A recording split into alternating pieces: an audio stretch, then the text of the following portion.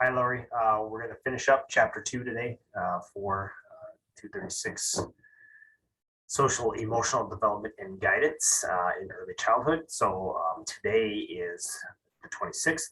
I have a video review due from chapter 2, a couple options videos for you to choose from and write a summary on it.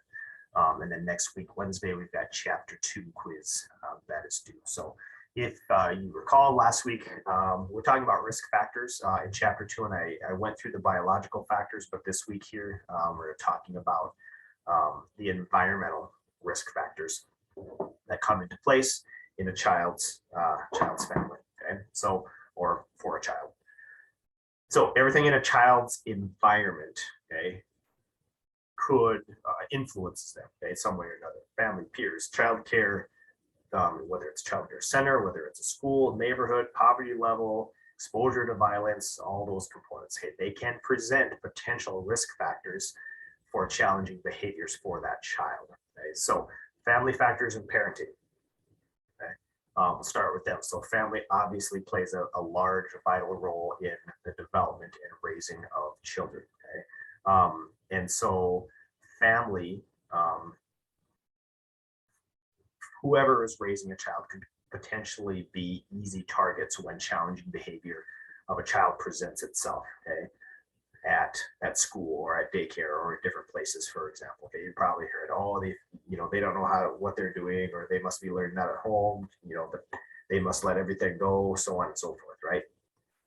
So life circumstances sometimes can hinder a parent's ability or their well-being and can put children at risk. Okay, young mothers, small amounts or little education, depression, marital conflict, financial hardships. There's all those components that can pop up at a variety of times for families. Okay, so we know that life happens, things change, situations change. It can be something that's out of the family's control. Okay? But just to know that families can typically be easy targets when talking about challenging behavior.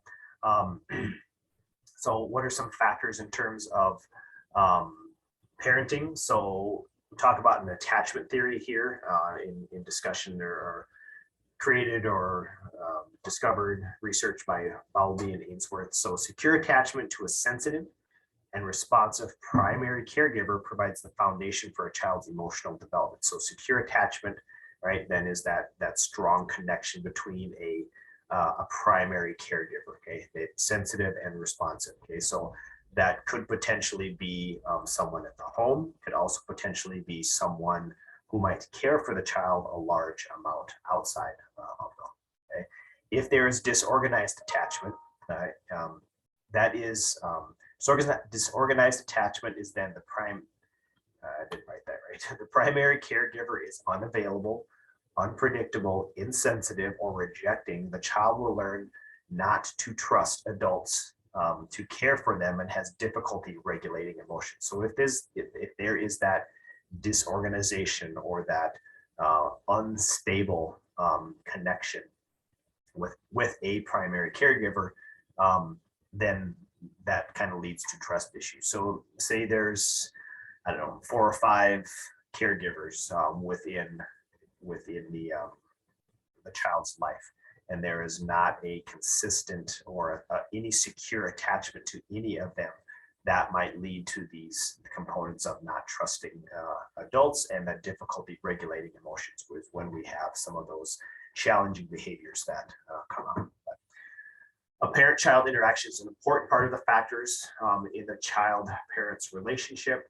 Also a two-way street, and so it doesn't necessarily have to be a parent-child interaction, but a caregiver-child interaction, a primary caregiver, whether that's an aunt, uncle, grandparents, whoever it might be. Okay, the fit between parent and child is not good. Poor parenting may be the result. Okay, meaning that there's some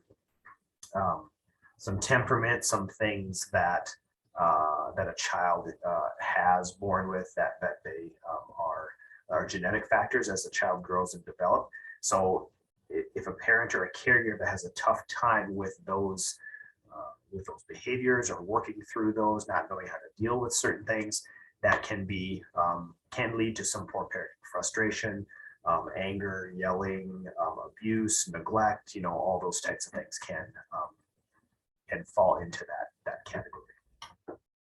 So there's a lot of components that fall into the family piece of um, the environmental risk factor and the influence of the environment with the child.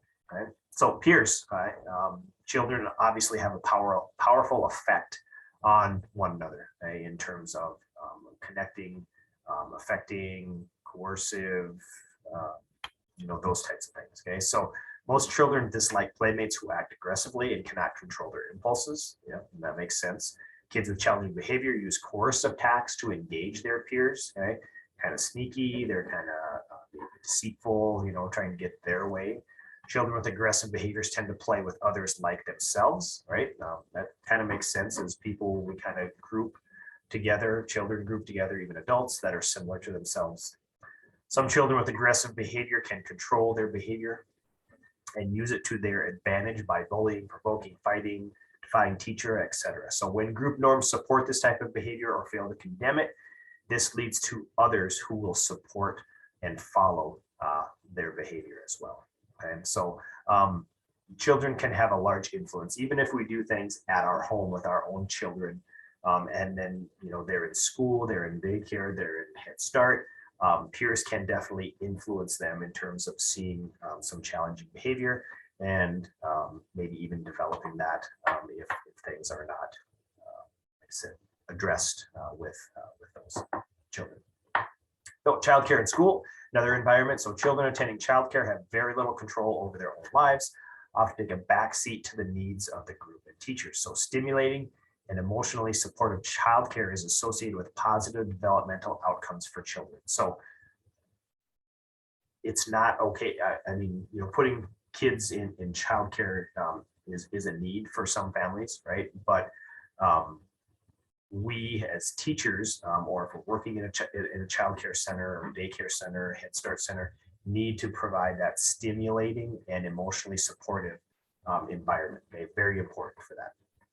Research shows the more hours a child spends in childcare, the more non-compliant and aggressive behavior was displayed through grade 6. And so if a child is spending, 8, 10, 12 hours a day, maybe, I don't know if that happens for a lot of times, but that can potentially be an issue if that environment is not stimulating or emotionally supportive. So it doesn't mean that just because a child spends a lot of time in a daycare that they're going to show aggressive behavior. Okay, so again, quality of care matters. The way a daycare or preschool is run and organized shapes children's behaviors and the climate of the program. So just because a child goes to a preschool does not necessarily mean they're going to do well. It's got to be a good quality program, good quality care. Okay? Poverty affects children's lives because the effect it has on families, peers, schools, and neighborhoods. Okay, it's just kind of a fact. Doesn't matter what background you're from, what culture you're from, what race you are. Poverty is a risk factor. Okay. Families with young children are more likely to be poor because parents are usually young and starting out, and can be much more difficult to manage, paying for childcare, good paying job, all the things that come with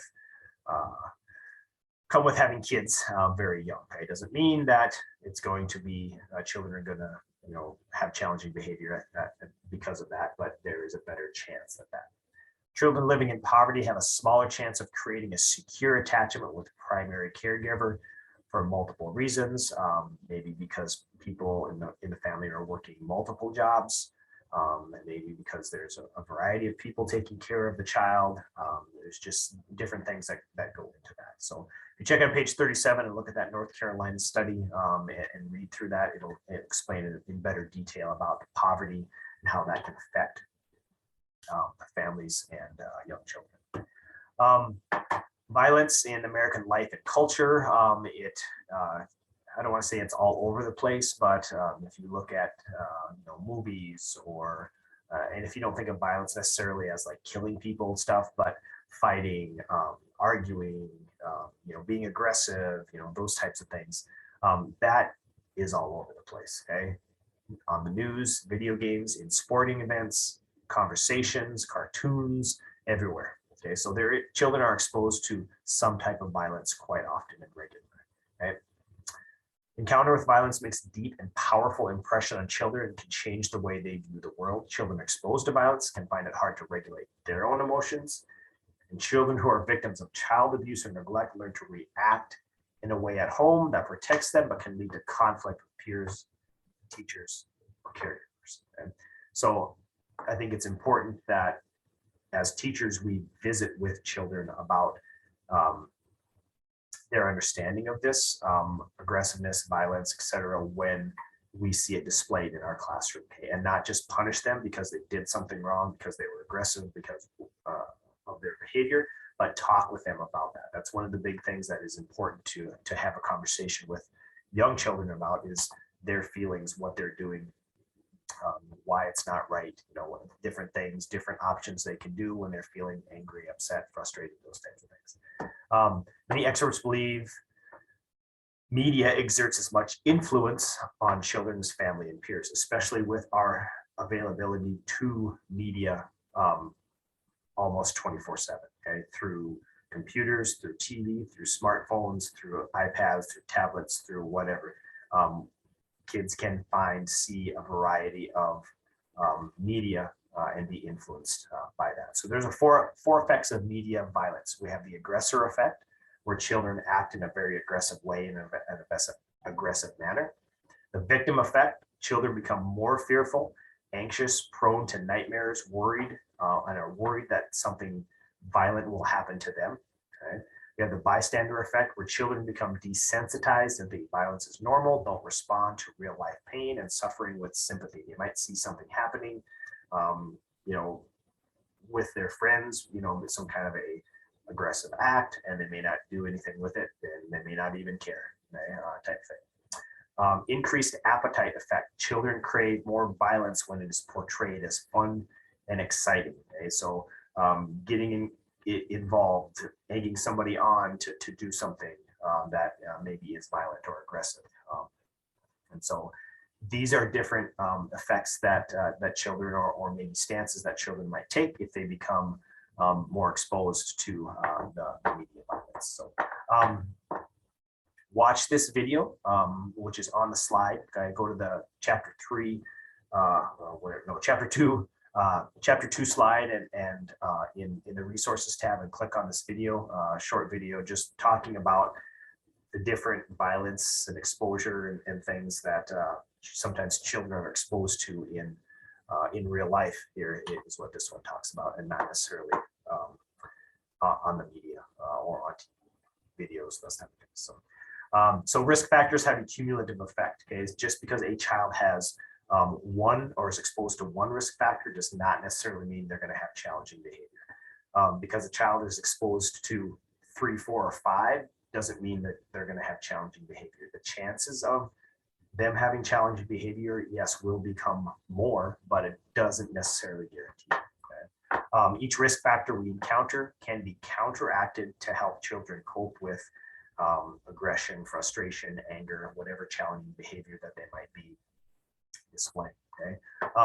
Understanding more about who children are will help increase empathy and quality of your relationship with children. So getting to know something about them, okay, helping to figure out, what's important to them, why they're doing things, that type of stuff. Increasing empathy, I think, is very important. So not just that students, sympathize, feel sorry, feel bad for somebody when something is not going good or not going right, but actually understanding how that person feels, kind of taking on some of that feeling themselves. That's an important piece to work with on kids, and it's a difficult thing to do, but it's important that we take the time to do that. So take some time to finish chapter 2 quiz by next Wednesday. Also look at the video review on that. Make sure that's due today, Wednesday. Also remember, go to the resources tab, click on chapter 2, which is down here, and look at that video that I referenced in here at the very end of the slide presentation here for the notes. Please reach out and let me know if you have questions. And if you need an extension on any assignments, also please let me know. I'll be happy to do that. So, okay, take care. We'll talk to you next week. I can stop the video.